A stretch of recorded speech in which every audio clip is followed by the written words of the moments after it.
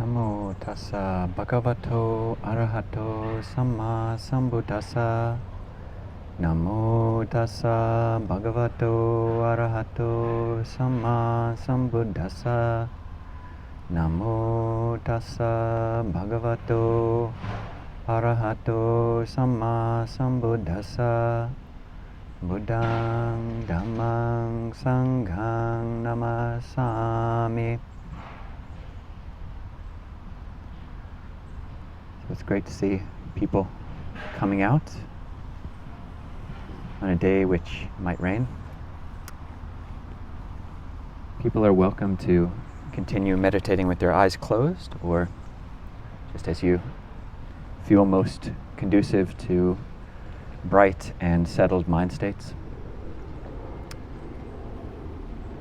So I just arrived from, as Tanisabo said, visiting one of our senior monastics, Bhikkhu Bodhi, in New York State.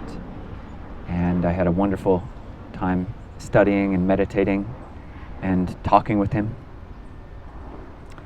And just arrived 2 days ago here and have been meeting all the members of the nascent Clear Mountain Monastery, budding community of lay people and Tanisabo. And I thought it would be nice to reflect and talk about spiritual friendship as it manifests in different ways. The Pali word for spiritual friendship is kalyanamitta. And people might be familiar with this word. This is a compound. The word mitta just means friend. So you've got the word metta, which means loving kindness. And a mitta, a friend, is basically someone who it's easy to feel loving kindness towards. The word Kalyana, it literally means beautiful. So you've got discourses where there's a beauty queen. The county beauty queen is described as the Kalyani of the province or of the district. And so it's beautiful on the external level, but here we're not necessarily trying to form relationships with supermodels or the most beautiful people on an external level, but it's really about what's inside. And another formula where this word appears is where it said that the Buddha's teachings are beautiful in the beginning, beautiful in the middle, and beautiful in the end. And this is what we're looking for. We want friends who are beautiful on the inside because they help us in our own practice. Because none of us are perfect in all the things that we want to be working on, and our friends are better than us at many of the things that we're trying to cultivate internally. There's one discourse which I thought is a nice framework for a 25, 30-minute talk, and that is the Buddha talking about 4 qualities which a good friend can have, and qualities which we should be looking for in friends. And these are confidence, or if you're so inclined, even a sense of faith in the teachings of the Buddha and teachings of wholesome and unwholesome mental states. The next quality is generosity. So we want to be inclining and meeting people who are generous, befriending people who are strong in their willingness to let go and to give. We want to be meeting people and nurturing our acquaintances and friendships with people who are strong in virtue and integrity, and have a solid sense of what's harmless and what is harmful, and have refined that sense within themselves. And the final quality is wisdom or discernment. We want to have wise friends who are people who see things clearly. the Buddha says in this discourse that we look internally and see where we're at, with each of these qualities. When I was a kid, there was something called X-Men cards, and they're kind of like Pokemon cards or even baseball cards, and they'd have the picture of the Pokemon or the X-Man on the front, and on the back you see what their superpowers are, and say Wolverine is great at endurance and maybe less so at psychic powers or something like that. But each of these superheroes have different skills and different strengths, and it's the same with all of us. And so if you look internally and you say, on the measure of faith, on the measure of saddha, which if you've got unhelpful associations with that word, then just forget it. When the Buddha talks about saddha, he's talking about a bright mental state which is inclining us in the direction of growing in bright mind states and having confidence in those mind states and in leaning away from their opposites. And entering a monastery, you meet some faith or some confidence, some saddha all-stars. You meet people who are not only strong in their faith, but who are intelligent in their faith. These aren't people who have blind faith and will just bow down to whatever guru or whatever statue is put in front of them. These are people who, certainly monasteries in America or in places where it's not a Buddhist country, these are people who have made the specific intention in their lives to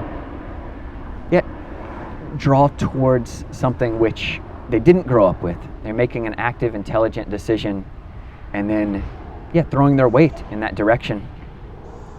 So, and then growing in that. So you see people who've bowed 100,000 times.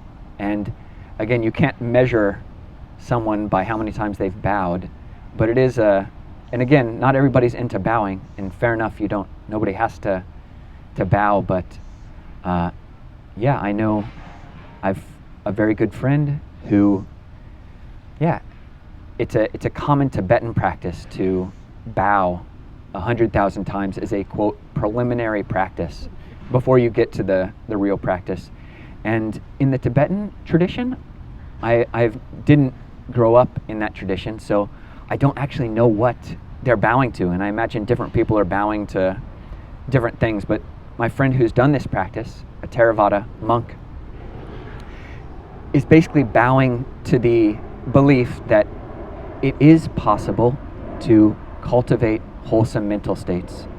It is possible to relinquish unwholesome mental states. They bowed 100,000 times to that principle. Forget about bowing to some guru or some embodied or imperfect manifestation of that, but bowing to that principle, and that's beautiful. That's I want to give myself to that.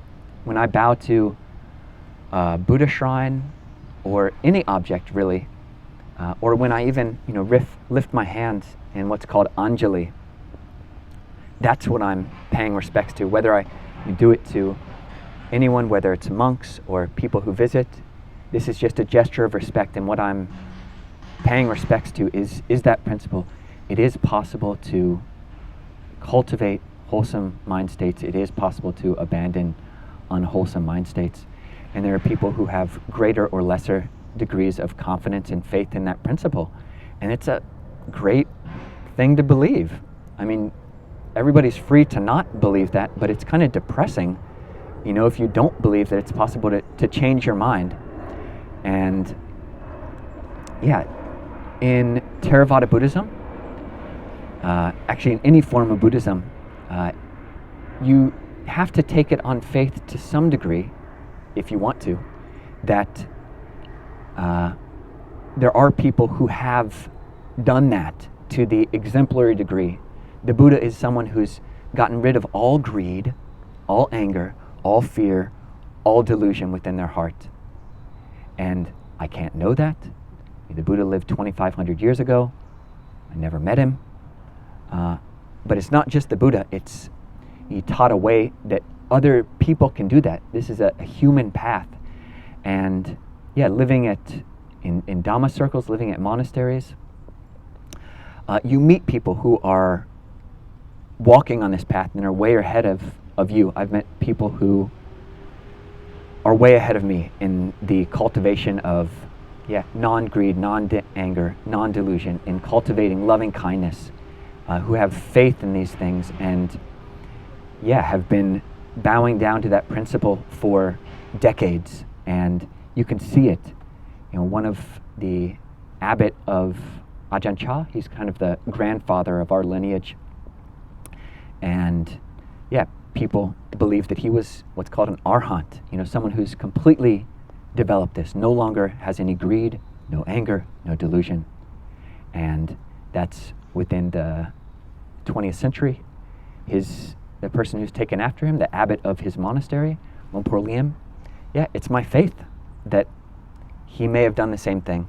And I can't know that, and I don't actually put that much weight on whether or not it's true. But when I've gotten within a 15-meter radius of him, my own mindfulness kind of goes through the roof. I'm totally alert and with my meditation object, and regardless of whether or not he's attained or whatnot, that's a faith, and it helps my own cultivation of wholesome mind states, mindfulness, alertness, clear comprehension.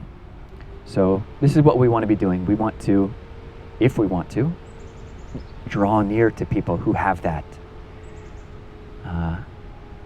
to kind of absorb, some of their faith faculty. You go to Thailand, you go to a Buddhist country, you see beautiful manifestations of that. It's easy in America to see the ugliness of misdirected faith. So many stories about teachers who do take on this guru. I'm the guru, you're the disciple, and then they misconduct themselves in that relationship. And the documentaries and stories and horrible, spoiling people's faith, it's just so unbeautiful, so ugly to see.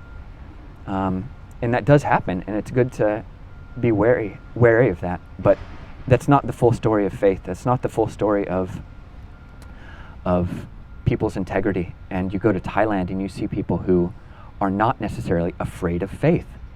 You see people who bow.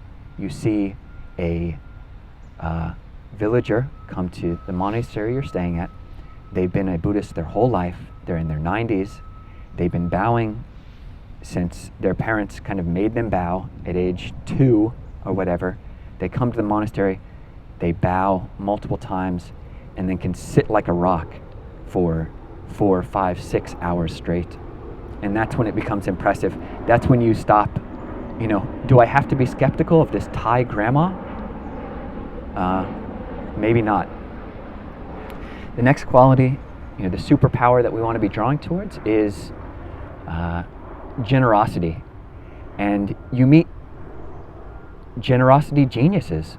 People who just have been cultivating this, drawing near other people who care about generosity, and learning those skills, learning the skill set of how to be generous, how to see what people need, paying attention to, this monk likes Diet Pepsi, this other monk likes whatever, and you note that. You take like the Google Keep in your mind, the note in your mind, okay, next time they come, this friend of mine, I can prepare that. I can have the Diet Coke ready. And because that's what generous people do. They're paying attention to an external object. Many people, when they first come across Buddhism, it's all about the meditation object. I'm on the breath, and that's what the Buddhist path is all about. As long as I can meditate on this object, then that's what the path is. But the Buddhist scope of what a meditation object can be is much broader. I can take, at times throughout daily life, my meditation object is my friends, my teachers, my child, my family members'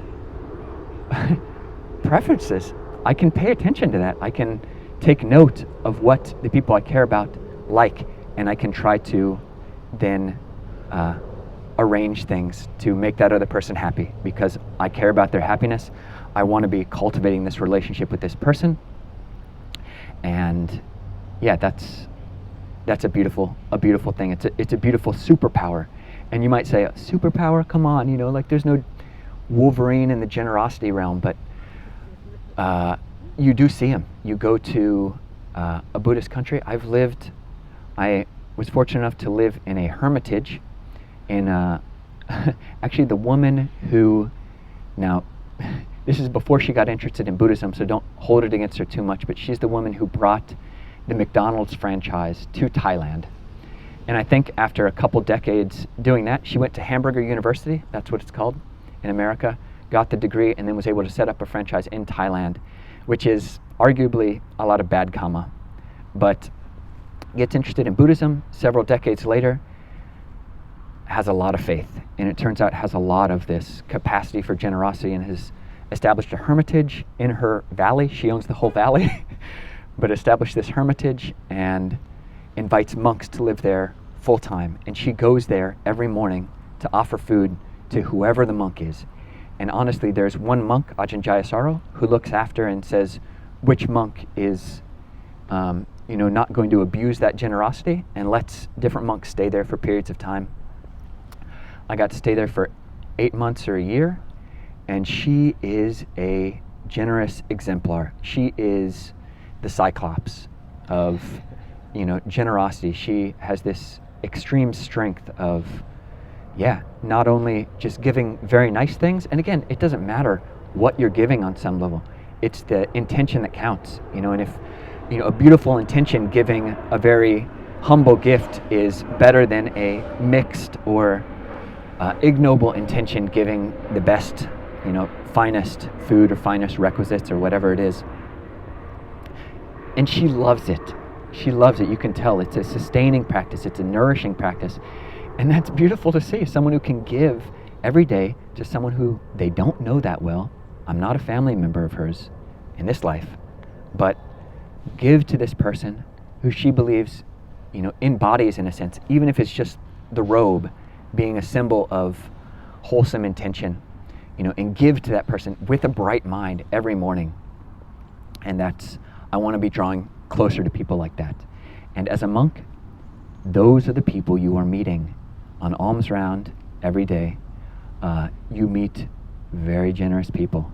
You meet spontaneously generous people.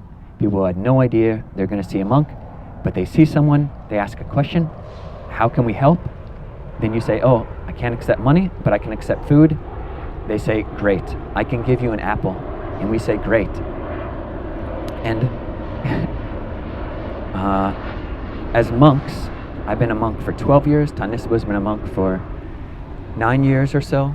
And they say that the human body, every cell in the human body within a course of 7 years has changed and been replaced. So as monks, once you cross that 7-year limit living in monasteries, then every cell in our body has been given to us. Every calorie that we eat every single day has been given to us, and that's powerful. That's extremely powerful. This bowl, this alms bowl, is a symbol of that. Pretty much every meal I've eaten has been out of this bowl. The bowl itself was given to me. The yarn that we used to crochet the bowl lid was given to us. All the food that's ever gone in there has been given to us. And that's a symbol to recollect. If we're staying in a hut that doesn't have a Buddha statue, we bow to the bowl as a symbol of the generosity of heart that we're trying to give to the practice. Another quality we're trying to develop here that the Buddha highlighted in this discourse was ethics.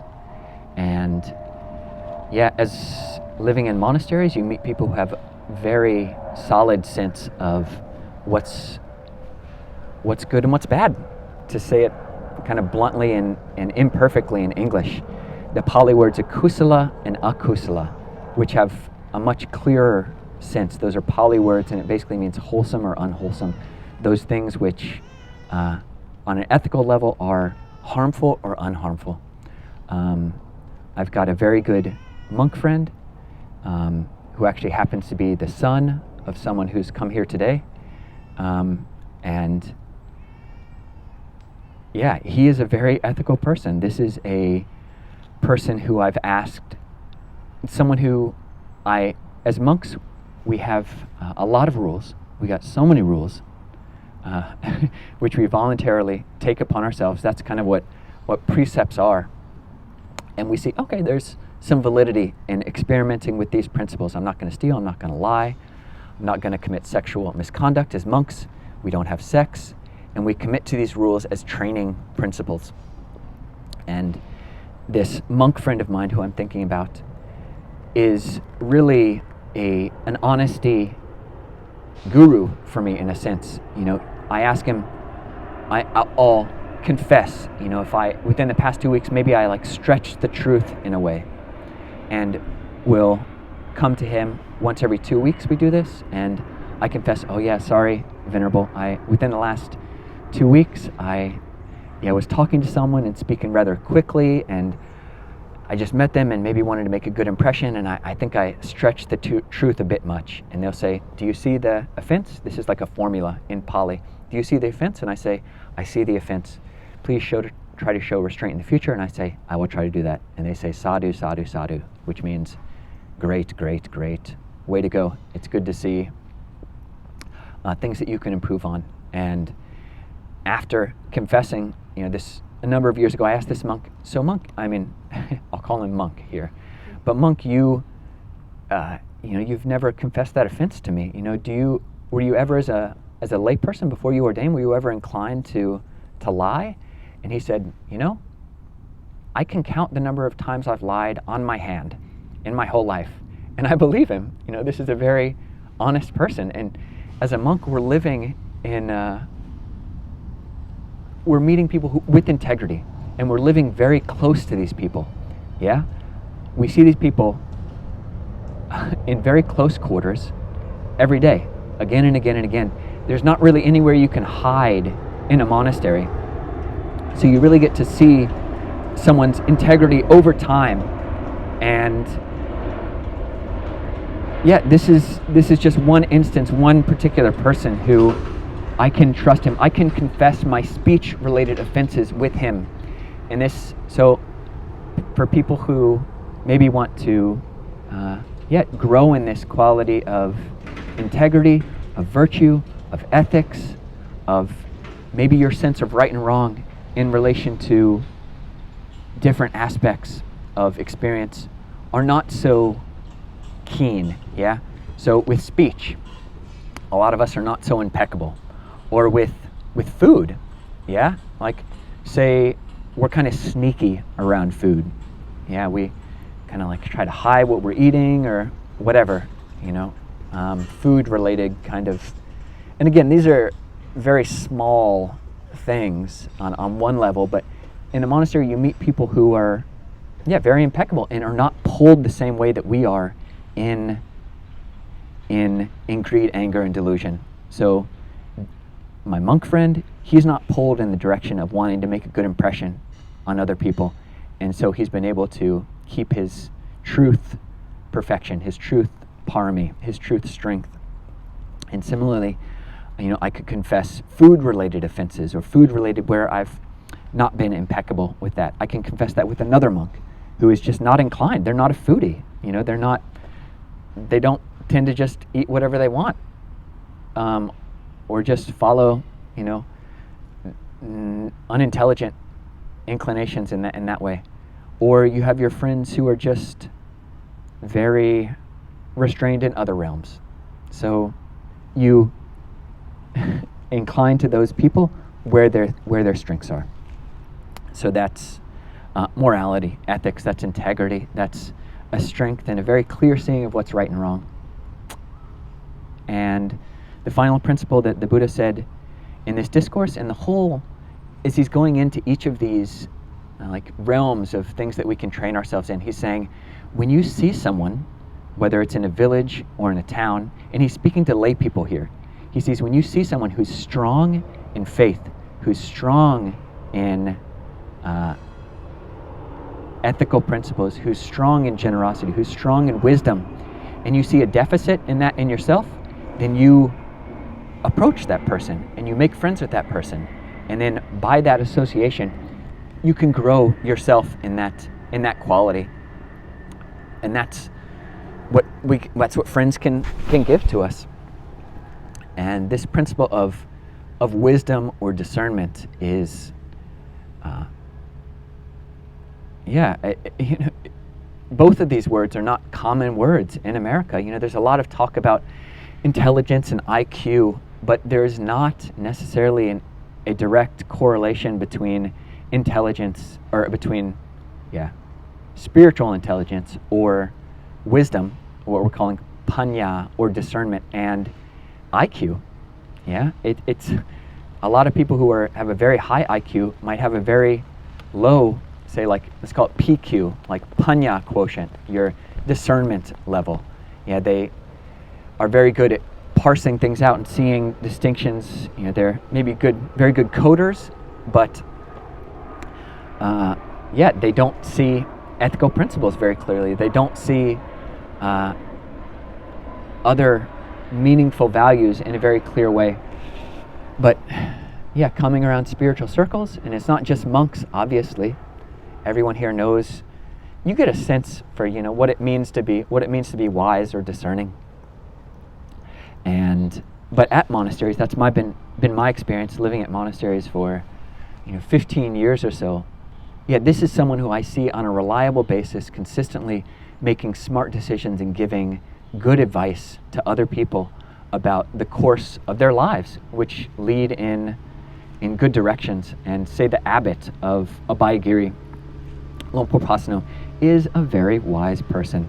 And I say that because I've asked him many questions in my monk's life, and he's given me very, very good answers on many, many occasions. And I've seen him do the same for others and give not just a rote answer. It's not like he's got one technique. It's the Ajahn Chah technique, and that's his one answer for. He's not a one-trick pony. He doesn't just say, okay, go back to your hut and meditate. Go back to your hut and focus on whatever your object is. He'll give advice which is pertinent to whoever asked the question. So that's the one mark of someone who's wise, is that they can see these distinctions among people. And you want to be drawing close to people like that, whether they're monks or whether they're non-monks, or regardless of any other external, even age to some degree. You can see the marks and indications of wisdom. The Buddha said that one way you can determine the wisdom of someone else is by listening to them and seeing how they fare in discussion. So you ask a question, and then how do they respond to that question? And then not just on one occasion, but over a period of time. And do they consistently, and are they able to give wise and nuanced and useful answers to people over months and years and decades? So these are 4 qualities which you can be looking for in your friends. And so that's just a few thoughts on what it means to be a kalyanamitta and to practice seeing that in other people. And it's not the case. The Buddha did teach not self, anatta. So it's not like that person is a kalyanamitta and everything that they do is always going to be right. That is my guru, and everything they do is perfect. It's like we're all flawed, and we all have strengths and weaknesses. And one way to think about this kalyanamitta is as a practice. It's, can I see what this other person, what I can learn from this person? How is this person? How could this person be a kalyanamitta for me? What are their strengths that I would like to emulate? And if you look and see that actually this person, unfortunately for them, they got a lot of bad habits, and I can't readily see anything that I want to cultivate in them in association with them. And that's good to see. And you can stay away from those people. You don't have to You don't have to be mean to them, but you can just avoid those type of people, and that's a smart thing to see for yourself. So yeah, being skilled in not only seeing the kalyanamitta in other people, but being a kalyanamitta, a good friend to yourself, in wanting to associate with good qualities externally and internally. So it's a bunch of thoughts, and maybe just end the talk there and just say it's really very nice to meet people here who I haven't yet met, and the people who I have already met. I'm really glad to meet the community here, because obviously really bright people who are wanting to come together to nurture one another. So finish the formal talk there, and do we do questions now, or what? Sadhu karang dharma se sadhu sadhu sadhu anumo